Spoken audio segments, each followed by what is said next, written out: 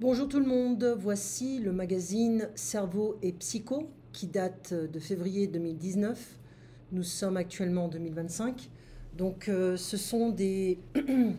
Il y a des études qui sont faites concernant l'aromathérapie, les neurosciences, neurobiologie, etc. Alors, Cerveau et Psycho, c'est un magazine qui est vraiment bien fait, qui paraît tous les mois. Et que peut-on vraiment apprendre en dormant? Les pouvoirs de l'inconscient, la face cachée de notre cerveau qui décide de presque tout. Voilà. Cas clinique, l'incorrigible voleur de voiture. Réussite scolaire, le travail compte plus que le talent. Gilet jaune, ça c'était à l'époque, hein, l'impact de l'uniforme. Démocratie dans la solitude du pouvoir. Donc nos cerveaux resteront-ils humains? Je n'ai pas lu ce livre, donc je ne sais pas. Et on peut commencer avec des petits articles, hein. Je ne vais pas tout faire, bien sûr, mais on peut commencer par les petits articles, comme par exemple aromathérapie, un nouvel anxiolytique, la lavande. L'odeur de la lavande aurait un effet anxiolytique au même titre que les médicaments contre l'anxiété, mais sans effet secondaire. Alors, ici, les odeurs des huiles essentielles ou autres extraits de plantes sont-elles vraiment bénéfiques pour la santé? La médecine traditionnelle est depuis longtemps persuadée de ses effets relaxants et anxiolytiques, mais est-ce un mythe?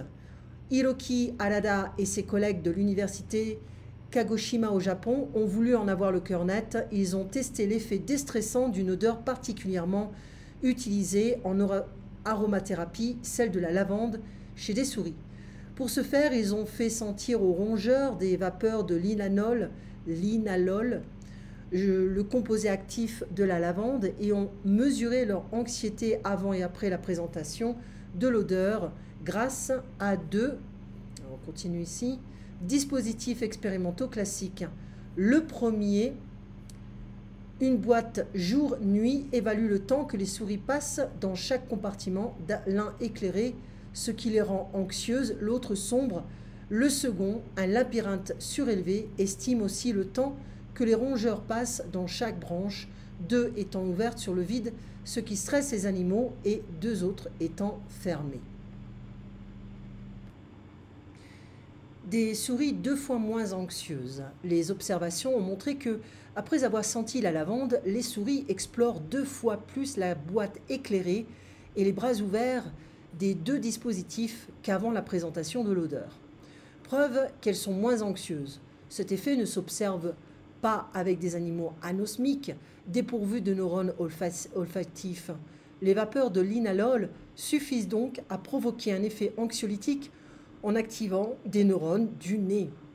On savait déjà que l'injection de l'inalol était efficace contre l'anxiété, à la manière des benzodiazépines, les anxiolytiques classiques qui agissent en se fixant sur des récepteurs neuronaux, inhibiteurs dits GABA, donc GABA ça nous permet en fait de nous relaxer, qui est en fait sécrété par la vitamine B6 et le magnésium. On peut le sécréter naturellement, on n'a pas besoin d'acheter le GABA. Mais injecté dans le sang, le linalol ainsi que les benzodiazépines provoquent des troubles moteurs, un peu comme l'alcool. Or, ce n'est pas le cas des vapeurs de linalol dans cette expérience. De plus, les chercheurs ont donné un inhibiteur de ces récepteurs GABAergiques aux souris avant de leur faire sentir la lavande et ont alors constaté que l'effet anxiolytique de la lavande disparaissait, preuve que celle-ci agit sur les récepteurs GABAergiques, comme les benzodiazépines, mais via une activation des neurones olfactifs et surtout sans les effets secondaires moteurs. Les troubles de l'anxiété, comme les crises de panique, les phobies ou encore les syndromes de stress post-traumatique, représentent les maladies mentales les plus fréquentes. 15% des Français âgés de 18 à 65 ans ont souffert d'un épisode anxieux l'année dernière. Alors, pourquoi ne pas diffuser d'odeur de lavande chez soi, dans les hôpitaux, avant une opération par exemple, chez le dentiste, le banquier, à l'école? Cette étude prouve bien que les odeurs de plantes comme la lavande peuvent avoir des effets relaxants. L'aromathérapie consiste en la diffusion d'odeurs de certaines plantes aromatiques, leurs essences volatiles étant couramment nommées huiles essentielles. Aujourd'hui, de plus en plus d'études scientifiques confirment que les molécules qui composent ces huiles ont vraiment des effets sur la santé. Toutefois, des effets cliniques chez l'homme sont encore nécessaires pour valider ce genre de thérapie. Ok. Donc c'est intéressant de voir l'aromathérapie. Moi, j'y crois beaucoup. Je pense qu'il y a beaucoup de choses à faire dedans. Je ne suis pas sûre des fleurs de bac parce que c'est un peu trop léger pour moi.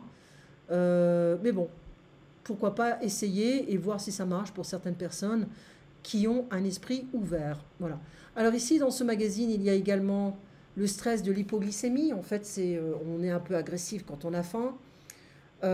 C'est une baisse de sucre dans le sang, en fait. Mon voisin de bureau néandertalien. Okay, donc ça, c'est un article sur la biologie. Alors, c'est intéressant. L'homme de Néandertal a disparu. Pas tout à fait. Environ 40% de ces gènes circulent librement dans des corps d'humains d'aujourd'hui. Cela à cause des croisements entre Homo sapiens et Homo néandertal qui se sont produits pendant plus de 100 000 ans.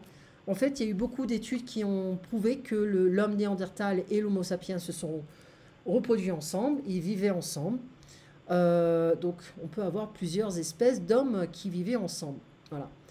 Évidemment, ces 40% représentent la somme de tous les gènes néandertaliens répartis dans toute l'humanité de manière collective aujourd'hui. Si vous prenez au hasard une personne dans la rue et que vous examinez en détail son génome, vous trouverez généralement 1 ou 2% de gènes néandertaliens et parfois cela se voit. Si la personne possède certains gènes qui influent sous la forme du crâne et du cerveau, vous aurez alors devant vous, que ce soit dans le métro ou dans une soirée entre amis, un individu où se distinguent certaines caractéristiques reconnaissables. Alors, comment les repérer? Un des signes qui ne trompe pas est la forme du crâne. Néandertal avait un crâne oblong, en forme de ballon de rugby, étiré vers l'arrière, alors que nous autres sapiens avons un crâne plus sphérique, de type globulaire. C'est principalement dû à la dynamique de la croissance de notre cerveau dans les mois qui suivent notre naissance. Cette croissance cérébrale est due à des gènes qui favorisent la multiplication des jeunes neurones et leur myélinisation. Ils s'entourent d'une gaine de graisse qui accélère la propagation des influx nerveux. Un regroupement de dizaines d'universités allemandes, américaines et néerlandaises a combiné les techniques d'imagerie cérébrale, IRM, de paléoanthropologie et de génétique pour découvrir qu'un crâne plus allongé chez un homme moderne est lié à la présence dans son génome de certains gènes néandertaliens situés entre deux chromosomes, le 1 et le 18, qui ralentissent ces processus de croissance cérébrale et atténuent l'acquisition d'un crâne globulaire chez les intéressés. Leur tête paraît plus allongée vers l'arrière et leur front est moins haut. Nul signe d'un caractère primitif ou stupide, mais seulement un lointain ancêtre d'une autre humanité. Voilà. Alors, je vous montre rapidement un petit peu. Donc, c'est des articles que je pourrais lire dès que j'ai le temps. Okay. Et vous pouvez en fait pauser la vidéo pour regarder un peu les articles. Voilà. Et si vous voulez avoir des questions ou si vous voulez avoir des devoirs là-dessus, vous me le dites hein, et je peux en présenter et en préparer.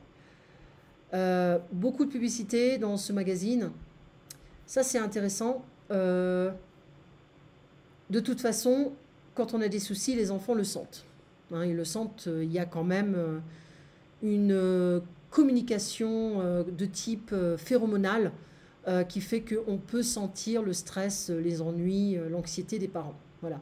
Alors, on va le lire quand même. Je vais le lire quand même pour finir et clôturer cette vidéo. En rentrant à la maison fatigué ou énervé par une longue journée de travail, bien des parents ont le réflexe de vouloir épargner le spectacle de leur mauvaise humeur à leurs enfants, mais est-ce vraiment une bonne idée?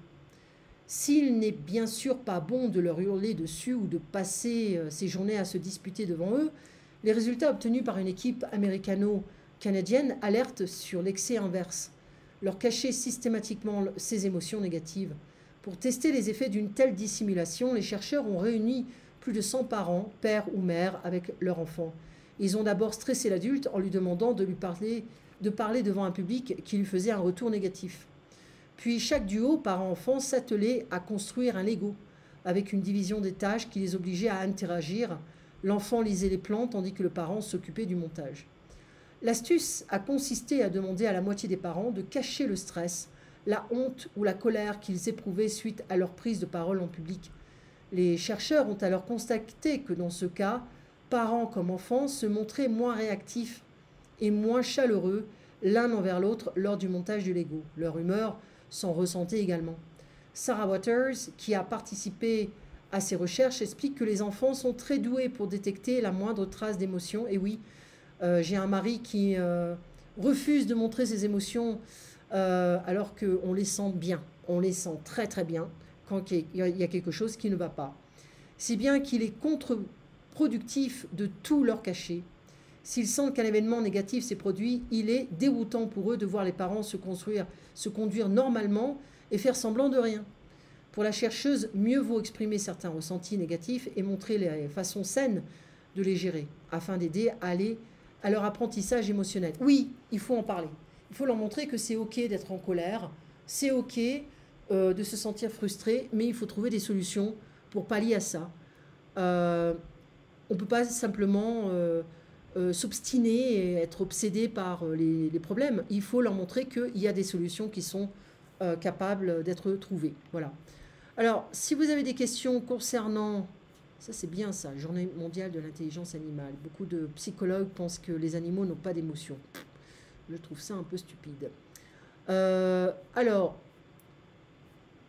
je vous montre un petit peu. Si vous voulez en savoir plus, prendre des cours là-dessus, sur le cours de français avancé, cours de, on va dire, un peu spécialisé, on peut en parler. Faites-moi signe, contactez-moi. Et puis, passez une très bonne journée et à bientôt, j'espère.